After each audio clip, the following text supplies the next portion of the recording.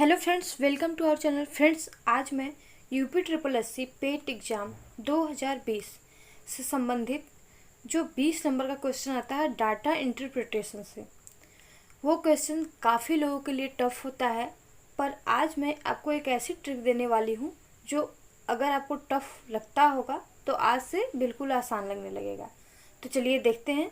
पहले data interpretation में topic कौन कौन से होते हैं, तो उसमें हालांकि प्रतिशत, लाभ, हानि और समानुपात, अनुपात सब आता है, लेकिन मुख्य रूप से उसमें जो टॉपिक होता है वो होता है पाई चार्ट का, दंड चार्ट का और ग्राफ आरेख का। तो आज अभी हम पढ़ेंगे पाई चार्ट, उसको कैसे हम सॉल्व करते हैं। बिल्कुल भी घबराने की ज़रूरत नहीं है। तो चलिए स्टार्ट करते हैं। पाई चार्ट पहले होता क्या, हम ये जान लेंगे। तो पाई चार्ट एक ऐसा ज्यामितीय निरूपण है जो पूरे और उसके अंश के बीच संबंध दिखाता है। आप देख सकते हैं, ये है पाई चार्ट। तो हमारा क्वेश्चन है, यदि निम्नांकित पाई चार्ट में लाल भाग 40 है तो सफ़ेद भाग क्या होगा। और हमारा बेस्ट ट्रिक क्या है, ये ट्रिक है, 3 ट्रिक है। पहला, यदि पाई चार्ट में संख्या ज्ञात करना हो तो उसमें उस सूत्र में संख्या का गुणा करेंगे, और यदि प्रतिशत ज्ञात करना हो तो 100 से गुणा करेंगे, और केंद्रीय कोण ज्ञात करना हो तो 360 अंश से गुणा करेंगे। तो हम किस में और कब गुणा करेंगे, चलिए देख लेते हैं इस क्वेश्चन के माध्यम से। तो ये क्वेश्चन है जिसमें से कि सभी अलग अलग भागों में बटे हुए हैं। जो इसमें रेड भाग है, रेड पार्ट है, वो हाफ मतलब पूरे आधा भाग में बटा है, और बाकी येलो है 1/4 भाग में बटा है, ब्लू है 1/8 भाग में बटा है, और इसी तरह वाइट है 1/8 भाग में। तो यहाँ रेड का दिया है, तो रेड है यहाँ पे 40, यानी कि ये आधा है तो 40 है। तो पूरा कितना होगा, पूरा होगा 80। अब हमसे पूछा है सफ़ेद, तो सफ़ेद यहाँ पे है 1/8। तो अब जैसा कि हमने बताया था, अब हम इसमें वो ट्रिक अप्लाई करेंगे। तो यहाँ पे लिखेंगे सफ़ेद भाग बराबर लिखेंगे पूरा भाग,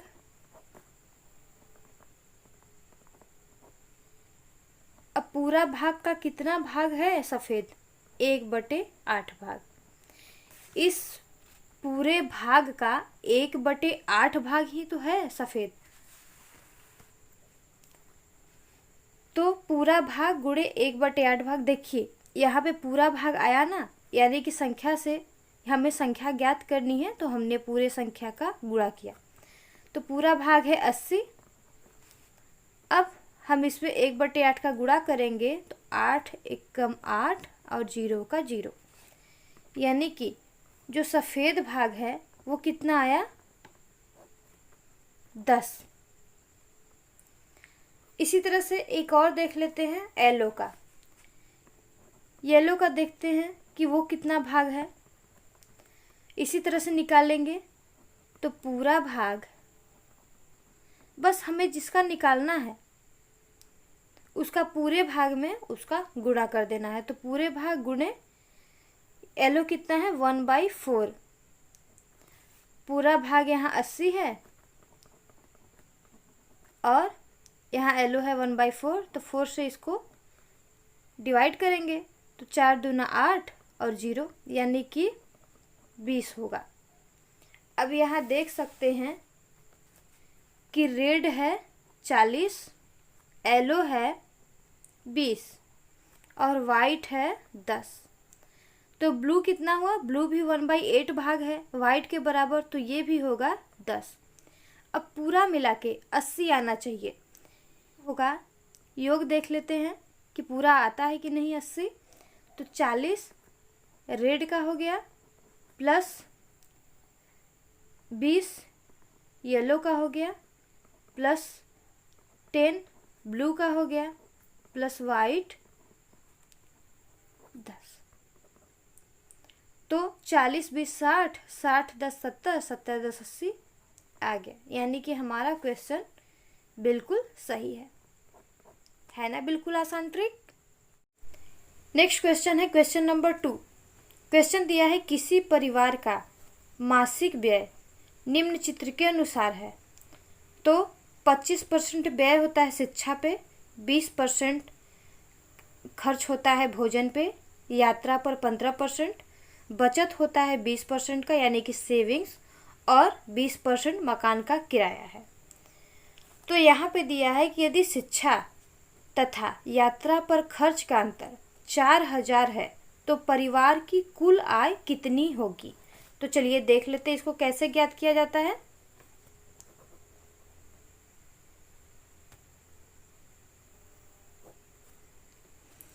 अब यहाँ पे पहले हम देख लेंगे, पहले जो जो बोला है हम इसको लिखेंगे।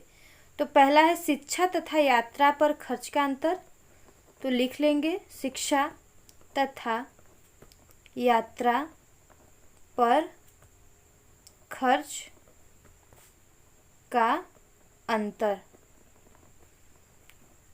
है 4000 रुपये का। अब यहाँ पे उसका प्रतिशत का भी हम निकाल लेते हैं अंतर। तो शिक्षा का है 25% और यात्रा का है 15%। इन्हीं दोनों का अंतर 4000 है। अब इसको 4000 के हम बराबर लिख लेंगे। तो 25 में से हम 15 घटाएंगे तो हमारा आएगा 10%। 10% बराबर 4000। तो 10% पर 4000 है तो 1% पर कितना होगा, तो हो जाएगा 4000 बटे 10। तो जब 1% पे 4000 बटे 10 है तो 100% पर कितना होगा, तो 100% का निकाल लेंगे हम। तो यहाँ हमने 100 अपने से लिखा, तो क्या करेंगे 100 का इधर गुणा करेंगे। तो 4000 बटे 10 ये 1% का है और 100% निकालना है इसलिए 100 का गुणा करेंगे। अब आया कितना, इसको हम सॉल्व कर लेंगे। एक 0 से 0 यहाँ कटा। अब आ गया हमारा 40,000। परिवार का कुल आय है 40,000।